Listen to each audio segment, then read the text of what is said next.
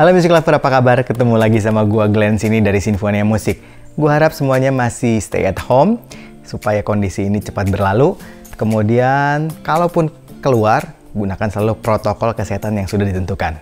Oke? Nah, hari ini gua akan nge-review produk baru dari DBE, in-ear monitor dari DBE, yaitu PR500 dengan harga 450.000. Nah, kira-kira gimana sih bunyinya? Apakah ini bakalan jadi the best value untuk DBE untuk menggantikan beberapa IM-IM-nya yang lain? Kita akan bahas Music Lover. Oke, Music Lover, kita mulai dari speknya dulu. Nah, buat Music Lover yang belum tahu, ini adalah in-ear monitor pertama DBE yang menggunakan triple driver. Bener, triple driver. Jadi, dia pakai dua driver yang ukuran 5 mm dan satu yang ukuran 6 mm. Jadi memang agak kecil-kecil sih, tapi semuanya dynamic driver, ada 3.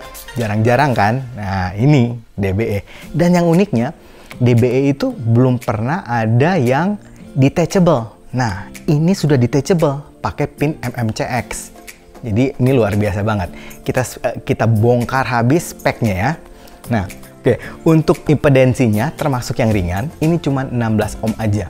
Sensitivity-nya juga termasuk lumayan, 105 dB. Ya, cukup gampang untuk di-drive di handphone Music Lover.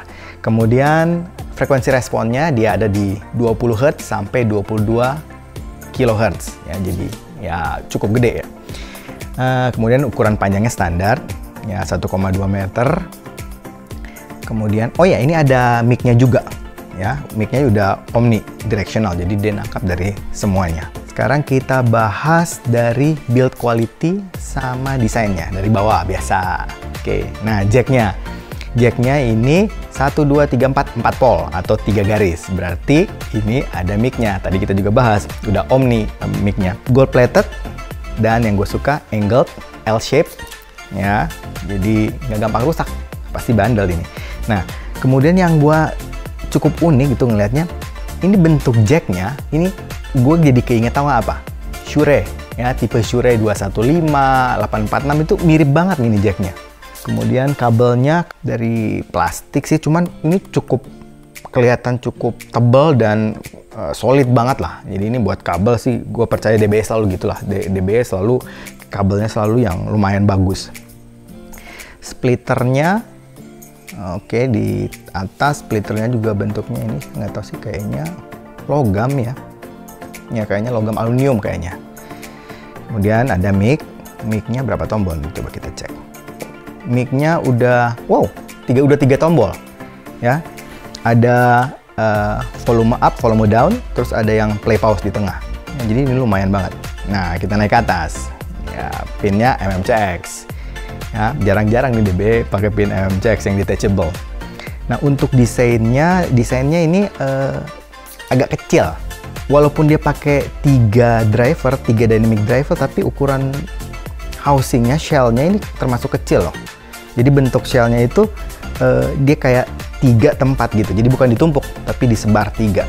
Posisinya ini kalau misalnya nanti bisa kelihatan nih di sininya. Untuk nozzle-nya standar lah, nozzle gede. Tipsnya juga tips standarnya, nggak ada yang aneh-aneh sih. Di faceplate-nya itu warna perak, terus ada kayak glossy gitu, tulisannya DBE. Ya, itu aja sih. Untuk desain dan fitting, ya desain sih mungkin gua ngasih, ya ini lumayan aja sih, nggak istimewa banget, tapi oke, cukup kecil dan cukup unik gitu. Cuman kerasanya plastik banget sih. Ya harganya 450.000, berharap apa gitu dengan triple driver. Tapi lumayan lah, mungkin gue kasih nilai 7,5 lah, 7 apa 7,5 untuk desainnya. Build quality juga ya kurang lebih gitu untuk shellnya ya. Tapi untuk kabelnya gue cukup suka, ini cukup tebal. Build quality sama desainnya seperti itu. Nah, sekarang kita masuk ke sound quality-nya. Oke, nah untuk sound quality-nya ini agak unik. Kalau kita mendengar triple driver, berarti di pikiran kita itu adalah, apalagi pakai dynamic gitu ya, pasti kita berharap, bassnya pasti gede banget gitu, bahkan mungkin bumi sampai kemana-mana gitu. Ternyata ini enggak. Ya gue pikir karena mungkin ukuran drivernya yang agak kecil, ukuran driver standar mungkin sekitar 8 sampai 10 mm gitu. Ini kan 6 sama 5 doang. Jadi termasuk yang agak kecil nih. Nah, kalau dari bunyinya nih ya, arahnya kayak bunyi apa ya? Mid-centric. Jadi memang agak sedikit keluar dari mungkin patternnya DBE. Kalau DBE biasanya kita taunya mereka suka bass gede. Ya mid oke, mungkin dia kadang-kadang ada beberapa midnya maju gitu ya, mungkin buat vokal bagus. Nah kalau yang ini apa ya? Triple driver dynamic rasa BA atau rasa balance armatur. Arahnya lebih ke, buat kuping gue sih arahnya lebih ke vokal. Jadi mungkin ini buat vokal lover kayaknya oke deh. Jadi agak mid centric. Bassnya bukan yang gede, yang bumi, ya bukan. Gue pikir tadi kena itu ya kali, drivernya yang agak kecil gitu. Cenderung tight, cenderung cepet. Gue nyobain pakai lagu-lagu rock, dapat loh. Jarang-jarang ada multi driver dynamic tiga-tiganya bisa ngejar kalau lagu-lagu cepet. Nah ini lumayan ngejar. Nah midnya ini yang istimewa banget. Midnya itu presentasinya di depan, ya, clear, detail. Nah, kalau high-nya cukup cering, tapi buat gua sih masih dikit lagi baru dapat gitu. Ya, soundstage untuk teknisnya secara keseluruhan lumayan ya, bukan yang paling gede, tapi oke lah gitu. Detail, separasi lumayan juga. Ya, jadi ini memang agak, menurut gue pribadi ya, ini agak segmented untuk beberapa lagu-lagu tertentu. Mungkin lagu-lagu audiophile yang vokal ini cocok. Tapi untuk lagu-lagu zaman sekarang EDM yang butuh bass gede, kayaknya sih mungkin belum deh menurut gua. Nah ini unik sekali, triple driver, kemudian dynamic semua, tapi rasanya BA loh. Ini luar biasa. Kesimpulannya, mesti coba ya, seperti yang biasa gue bilang, percaya kuping sendiri dan selalu audisi. Ya, buat gua untuk triple driver harga 450.000 ya. Cukup murah sih, tuningnya unik.